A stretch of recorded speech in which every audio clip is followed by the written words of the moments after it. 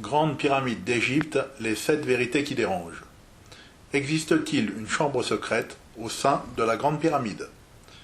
Êtes-vous prêt pour la plus grande découverte archéologique de tous les temps, c'est-à-dire la découverte d'une chambre inviolée à l'intérieur de la Grande Pyramide? Tombeau ou pas, songez un instant à ce que la présence d'une telle chambre pourrait nous apporter au niveau des connaissances sur ceux qui ont bâti cette pyramide. Rien que la présence d'un simple morceau de bois permettrait de la dater au carbone 14. Le but de cette vidéo est de vous démontrer que cette chambre existe bel et bien et de vous en donner la localisation précise. Ensuite, l'avenir n'est pas écrit, mais c'est du ressort des égyptologues de pénétrer dans cette chambre et d'en révéler ses secrets à l'humanité tout entière. J'espère seulement vivre assez longtemps pour voir ça. On va commencer par une petite révision pour ceux qui connaissent mal l'architecture interne de cette pyramide. La plupart des égyptologues sont tombés d'accord sur le fait que les 3 chambres différentes, visibles sur cette coupe, représentaient les 3 phases successives de la construction d'un seul et même tombeau. En raisonnant dans le sens chronologique de la construction, ils en ont déduit que la chambre souterraine, creusée directement dans le plateau de Gizeh et restée inachevée, avait probablement eu pour but d'accueillir la momie du pharaon en cas de décès prématuré de celui-ci. Idem pour la chambre de la reine, réalisée en calcaire et qui aurait très bien pu servir de tombeau définitif. L'arrêt de ces conduits avant la façade, et surtout la présence d'une autre chambre au-dessus d'elle, laissent à penser que ce projet central a été abandonné au profit de la chambre du roi, plus spacieuse et entièrement réalisée en granit. Cette dernière était censée être le tombeau final du pharaon Khéops et comportait comme innovation majeure un plafond plat réalisé avec de grosses poutres en granit. Les égyptologues n'ont aucun doute à ce sujet, puisque c'est dans cette chambre qu'un demi-sarcophage abîmé a été retrouvé, et que c'était aussi la seule chambre dont l'accès était verrouillé au niveau de son antichambre par 3 énormes plaques de granit de 2,5 tonnes chacune. C'est donc un tombeau pillé pour la vérité officielle, mais un tombeau étrange pour certains chercheurs amateurs, car il comporte des conduits donnant sur l'extérieur et qui pouvaient mettre en danger la conservation de la momie et du mobilier funéraire. De plus, il ne comporte aucun hiéroglyphe relatant la vie du pharaon, et les finitions du joint de son plafond laissent à désirer. La chambre semble avoir été abandonnée après la découverte de fissures à proximité des appuis sud des poutres. Si tel est le cas, où ont-ils mis la momie du pharaon? Existe-t-il une autre chambre en dehors des 3 principales? Compte tenu du volume de la pyramide, qui est de 2 592 341 m3, c'est bien évidemment possible. Mais il fallait impérativement que cette chambre soit prévue lors de la construction et accessible à partir de l'architecture interne connue, ou bien alors d'un couloir inconnu débouchant quelque part en façade nord, si possible pour respecter la tradition. Avant de vous expliquer où se trouve cette chambre, passons d'abord en revue les hypothèses de 4 autres chercheurs amateurs, beaucoup plus médiatisés que moi. Dans son livre La chambre de Khéops, publié aux éditions Fayard, Gilles Dormion s'appuie sur le mauvais état du dallage de la chambre de la reine et sur la présence de trous dans ce qu'il appelle le boyau de service de la niche pour imaginer qu'une chambre secrète existe à l'ouest de la chambre de la reine, juste sous son niveau. Il s'appuie aussi sur un sondage géoradar du dallage de cette chambre et sur les relevés de microgravimétrie d'EDF qui montrent une zone de sous-densité à l'ouest de la chambre de la reine. Cette hypothèse se heurte pourtant à 4 remarques qui la tuent complètement. La première, c'est que le couloir d'accès à cette chambre est inconnu actuellement et vient de l'est au lieu de venir du nord. Cela ne respecte pas la logique visible jusqu'ici dans cette pyramide, et malgré l'épaisseur de la façade manquante côté est, on ne remarque pas d'entrée possible. La deuxième, c'est que la manœuvre des herses par des cordages passant dans les trous du boyau de service est plutôt capillotractée. La troisième, c'est que l'accès à cette chambre est bas de plafond sur une grande longueur et rétréci par les poteaux de soutien des herses. Cela impose de mettre le sarcophage dans cette chambre pendant la construction pour n'avoir que la momie à acheminer par la suite. Et la quatrième, c'est que comme cette chambre aurait forcément été conçue avant la chambre du roi, on peut se demander à quoi servait la chambre du roi ainsi que la grande galerie, et pourquoi un autre sarcophage dans la chambre du roi. Sans s'en rendre compte, Gilles Dormion a beaucoup trop calqué son hypothèse sur celle de la chambre du roi avec son plafond plat, et cela lui a valu les foudres de Zahi Hawass. Venons-en maintenant à l'hypothèse que Jacques Bardot et Francine Darmon évoquent dans leur livre Grande pyramide de Khéops, nouvelle découverte, publié aux éditions du Rocher. Eux situent la véritable chambre funéraire en contre-haut et au sud-ouest de la chambre de la reine. Leur hypothèse est étayée par la microgravimétrie et par une analyse des murs de la chambre de la reine qui révèle que les murs sud et ouest de cette chambre ont reçu un plaquage de 8 cm. On ne voit donc pas les vraies pierres de ces murs. Là aussi, on peut facilement émettre quelques critiques sur la position de cette chambre. Tout d'abord, son accès est loin d'être pratique, puisqu'il faut monter sur une échelle, puis tirer la momie avec une corde. Ensuite, la fouille assez profonde réalisée le long du mur nord de la chambre du roi n'est pas tombée sur des chevrons. D'autre part, la position de cette chambre est structurellement risquée. C'est d'ailleurs pour cette raison qu'il tente d'expliquer l'apparition de fissures au plafond de la chambre du roi. Un point dur lié au chevron sous le mur nord et qui aurait favorisé un tassement au sud. Et pour finir, comme pour l'hypothèse de Gilles d'Ormion, cela n'explique en rien la raison pour laquelle ils ont construit une autre chambre funéraire au bout de la grande galerie. Les constructeurs ne pouvaient pas prévoir que les poutres de la chambre du roi allaient se fissurer. Rajouter une chambre supplémentaire ne permet plus d'expliquer le rôle de la chambre du roi. Dernière hypothèse en date, celle de Jean-Pierre Houdin, sponsorisée par Dassault Systèmes. Houdin ne remet pas en cause la destination tombeau de la chambre du roi, mais lui rajoute 2 antichambres inconnues à ce jour, plus une idée de circuit noble pour éviter aux prêtres de courber l'échine. Selon lui, la rehausse des chevrons de la chambre du roi aurait été destinée à éviter que la poussée latérale qui en résulte au nord n'endommage pas la grande galerie et les 2 antichambres supposées.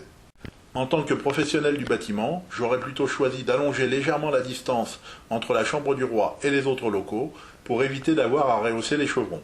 J'aurais ainsi évité de faire parcourir 950 km à 34 poutres de presque 60 tonnes chacune, mais on ne doit pas avoir le même esprit technique. D'autre part, il faut savoir qu'une simple rehausse n'avait pas besoin d'autant de poutres, et encore moins de poutres volontairement surdimensionnées. On y reviendra plus tard quand j'exposerai le rôle exact de ces 5 plafonds. En ce qui concerne l'idée du circuit noble, au départ, Jean-Pierre Houdin a trouvé une photographie où il y avait un bloc dans la chambre du roi dont il n'arrivait pas à expliquer la provenance. Il en a donc déduit que ce bloc était positionné à l'endroit indiqué B comme bloc sur cette coupe, et que les prêtres avaient dû emprunter un autre chemin pour entrer et sortir de la chambre du roi. L'idée étant que les prêtres empruntent un autre parcours que celui des ouvriers. Question de standing. Manque de chance pour lui, la pierre en question a retrouvé sa place comme élément du dallage originel qui couvre la fouille réalisée par les pilleurs à cet endroit. Comme je lui avais parlé de la pierre en rouge ici, munie d'un linteau en partie basse du mur nord, pierre qui, selon ma théorie, est censée s'enfoncer quand on remplit la chambre par ses conduits avec de l'eau, il n'a rien trouvé de mieux que de copier l'architecture interne de la pyramide rouge et de la coller juste derrière cette pierre. Le résultat parle de lui-même. Au lieu de courber l'échine au niveau de la descendrie, du couloir ascendant et de la liaison entre la grande galerie et la chambre du roi, les prêtres vont maintenant courber l'échine sur la presque totalité du parcours et devront de plus monter sur une échelle pour accéder à la chambre du roi. Tout ceci est d'autant plus incompréhensible de la part de Jean-Pierre Houdin, qui aurait pu facilement se servir de la rampe interne comme moyen d'accéder facilement à un couloir horizontal reliant la rampe interne à la chambre du roi.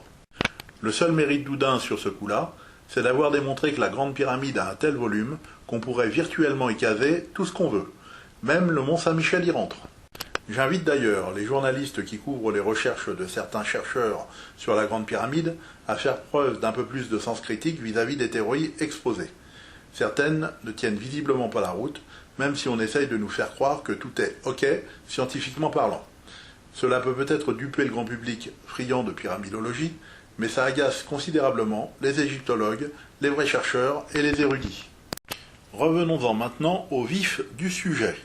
Je vous disais, au début de cette vidéo, que si salle secrète il y a dans cette pyramide, il fallait impérativement que cette dernière ait été prévue lors de la construction, et, bien évidemment, qu'elle soit accessible soit à partir de l'architecture interne connue, soit d'un couloir encore inconnu, débouchant en façade nord si possible. Nous pouvons d'ores et déjà éliminer d'office l'accès par les couloirs creusés, car un éventuel couloir d'accès aurait été impossible à camoufler. Restent les couloirs construits. La majorité des chercheurs pensent que la circulation dans ces couloirs était possible, du moins tant que les 3 bouchons de granit retrouvés en bas du couloir ascendant n'avaient pas été lâchés de la grande galerie pour venir condamner le passage principal vers les 2 chambres supérieures. Le problème, c'est qu'une photographie prise dans les années 50-60 par Adam Rutherford, dans la partie creusée du couloir ascendant, démontre que les 3 bouchons de granit retrouvés en bas de ce couloir n'ont pas pu venir de la grande galerie. On peut y remarquer au sol, de chaque côté des murs creusés, des excroissances rocheuses qui rendent absolument impossible le glissement des bouchons jusqu'à l'endroit où on les a trouvés. Le plancher bois, posé par Émile Barrez faisant 50 cm de largeur, une simple règle de 3 permet de calculer qu'il restait 90 cm entre les excroissances, alors que les bouchons font 97 cm de largeur. Et comme, d'après les relevés de Gilles Dormion, le bas du couloir ascendant était légèrement plus étroit que les bouchons, ceux-ci n'ont donc pas pu venir par la descendrie. Une conclusion étonnante s'impose. Les 3 blocs bouchons ont été mis à cette place par les constructeurs dès le début de la construction, interdisant de ce fait tout passage futur d'ouvriers, de momies et de mobilier funéraire par ce couloir. On peut donc en déduire non seulement que les 2 chambres supérieures, c'est-à-dire la chambre de la reine et la chambre du roi, n'étaient pas destinées à servir de tombeau, mais de plus qu'il aurait été idiot de construire une salle secrète desservie par des couloirs qui ne permettaient pas de l'approvisionner. Nous pouvons donc abandonner l'idée qu'une salle secrète soit directement accessible à partir des couloirs ou des chambres connues de la Grande Pyramide. Reste la possibilité d'un couloir inconnu, débouchant si possible sur la face nord. Jusqu'ici, la seule entrée connue sur la face nord est celle de la descendrie, située étrangement basse, sous 2 énormes chevrons calcaires. Imaginons un instant la possibilité que l'entrée vers la chambre secrète se trouve en fait juste sous les chevrons, et voyons ce qui dans le reste de l'architecture interne connue permettrait d'envisager sérieusement cette hypothèse. Nous aurions donc la configuration de départ suivante, où le couloir horizontal venant de l'entrée vient rejoindre un couloir incliné qui passerait juste au-dessus de la grande galerie. Le plafond de la grande galerie est connu, et c'est là que ça devient intéressant, car au lieu de se terminer en pointe, comme toutes les voûtes en encorbellement, il se termine par un plafond plat qui laisse à penser qu'il existe un vide au-dessus de lui. Le plafond visible ne serait en fait qu'un buton, servant de plancher à un couloir situé juste au-dessus. Pour ceux d'entre vous qui ne savent pas ce qu'est un buton, c'est une poutre travaillant en compression et qui est censée maintenir l'écartement entre 2 parois. A noter qu'avec un seul niveau de buton pour les 8,60 m de hauteur de la grande galerie, on est bien loin des 5 rangées de poutres utilisées pour la rehausse des chevrons de la chambre du roi. Ce qu'il y a d'intéressant dans cette idée de couloir vers une chambre secrète, c'est que des marches peuvent facilement avoir été taillées en partie supérieure des poutres de couverture de la grande galerie pour faciliter l'accès. Ceci dit, si l'on prolonge encore plus ce couloir en direction du sud, il rentre en collision avec la structure en granit qui coiffe la chambre du roi.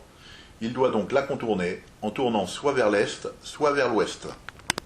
Intéressons-nous un instant à cette structure composée de 43 poutres en granit, dont certaines dépassent les 60 tonnes. Le granit venait des carrières d'Assouan, situées à 950 km de la pyramide. Il fallait donc une sacrée bonne raison pour ne pas pouvoir faire autrement. Certains chercheurs, comme Jean-Pierre Houdin, pensent que cette rehausse avait pour but unique d'éviter que la poussée des chevrons du côté nord n'endommage la grande galerie, voire une éventuelle antichambre à proximité.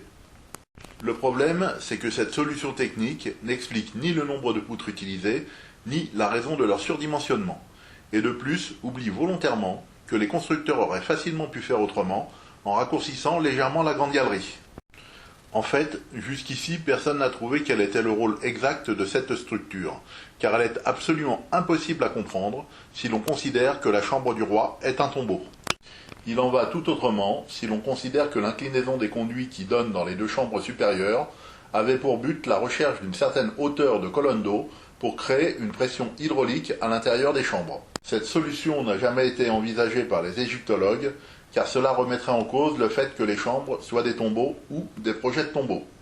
Noyer la momie et le mobilier funéraire, vous n'y pensez pas. J'ai envie de répondre, quelle momie et quel mobilier funéraire?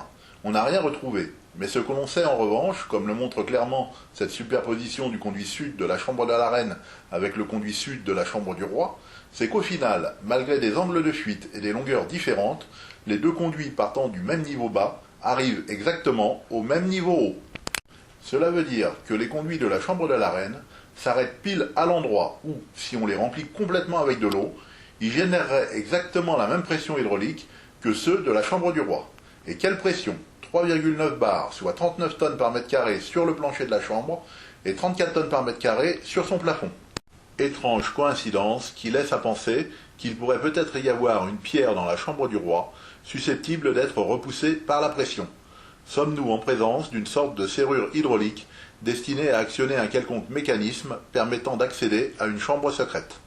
Voilà qui expliquerait bien des choses, notamment le fait que les constructeurs aient mis 5 plafonds en granit, c'est-à-dire juste le poids qu'il fallait pour empêcher que la pression créée à l'intérieur de la chambre du roi ne soulève le premier plafond. En fait, l'étude de la structure ne laisse aucun doute à ce sujet.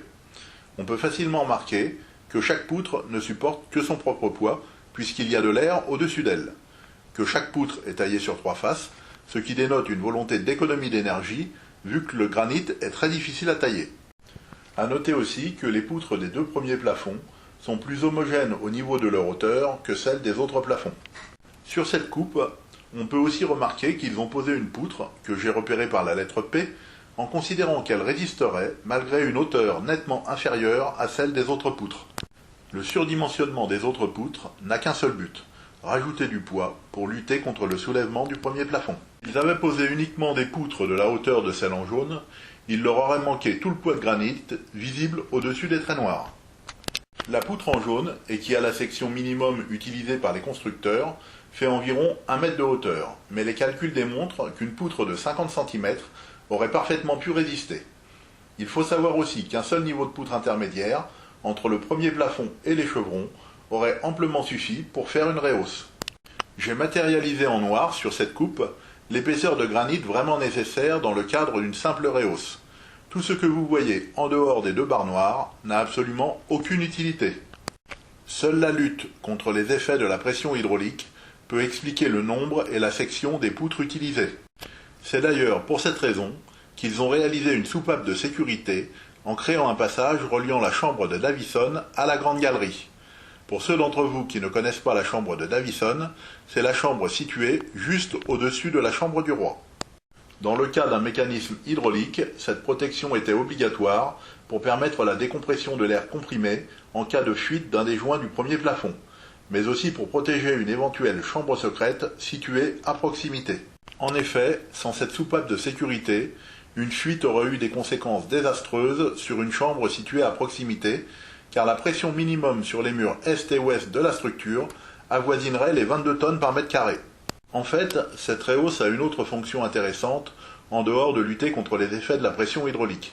C'est celle de dégager un espace suffisant pour créer une chambre de hauteur à peu près égale à celle de la chambre du roi, à l'est ou à l'ouest des chevrons. Cette chambre sera ainsi couverte par une prolongation des chevrons et protégée des effets de la pression hydraulique par la soupape de sécurité.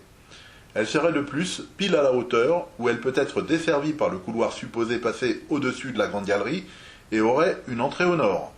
Reste à savoir si elle se situe à l'est ou à l'ouest de la structure. Pour cela, il suffit d'aller faire un petit tour dans la chambre de Campbell, située sous les chevrons calcaires, qui décharge les 5 plafonds et la chambre du roi du poids des niveaux supérieurs. Étant donné que cette chambre était inaccessible à l'origine, les constructeurs ont peut-être involontairement laissé une trace exploitable qui permettrait de voir si les chevrons se prolongent d'un côté ou de l'autre. Autant vous dire que les photographies des murs pignons de cette chambre sont très difficiles à trouver sur le web. Mais, suite à l'affaire du cartouche Khufu vandalisé par 2 chercheurs allemands, Colette Dowell a mis en ligne une vidéo où l'on voit très bien les 2 murs pignons.